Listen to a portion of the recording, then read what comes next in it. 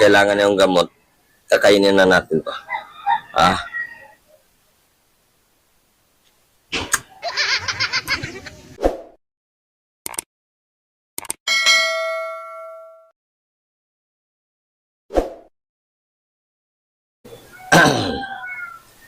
happy morning sa ating lahat. Ano lang po to guys, kasi umaga guys, umaga na sabi nila yung ano, kasi ano lang to guys, tinatrangkaso po ako, pero maghanap tayo ng ano ang dapat natin igagamot.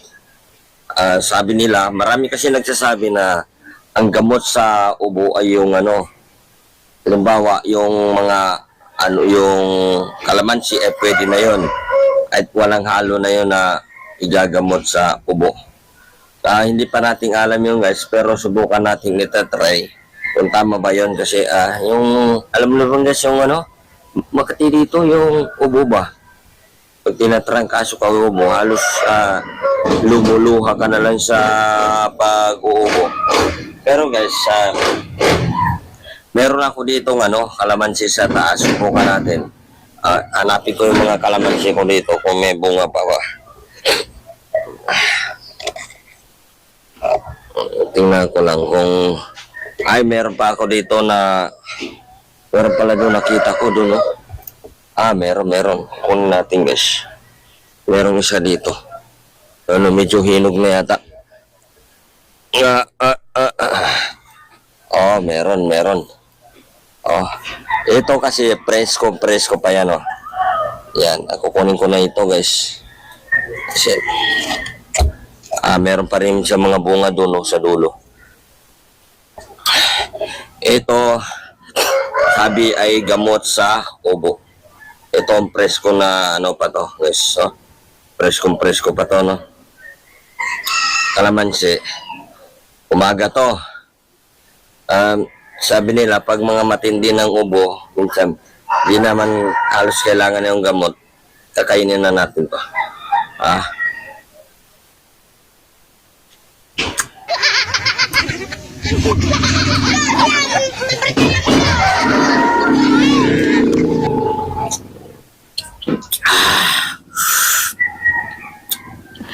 Masim guys, masim.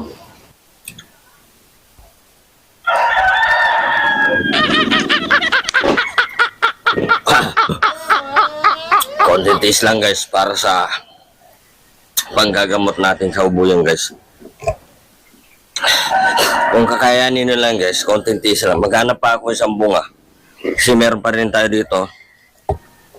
May kalamansi pa tayo dito. Ito. Hinog na ito. Dilaw na guys, dilaw na. Okay, kukunin na natin to, kunin natin to. Yan, para ano. Ito. Meron naman tayo na ito, isa. Diba? Isa pa. Dilaw na siya, no. Hinog na, ibig sabihin, hinog na to.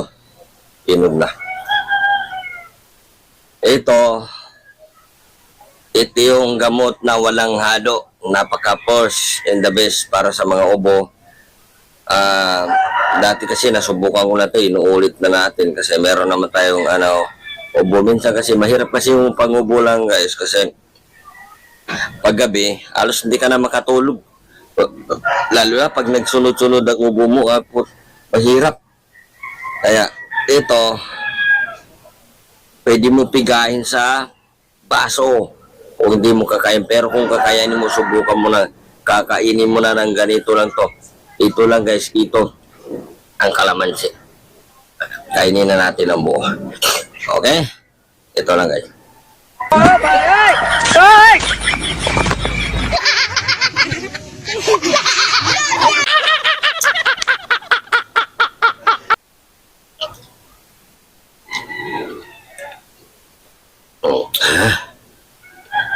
Huwag natin sasama yung balat.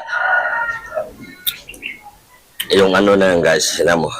Para malinisan yung pakiramdam ng ano mo guys. Yung ano, Kaso lang, maasim lang. Talagang maasim. Bukas, uulitin na lang to guys. Okay, maraming salamat.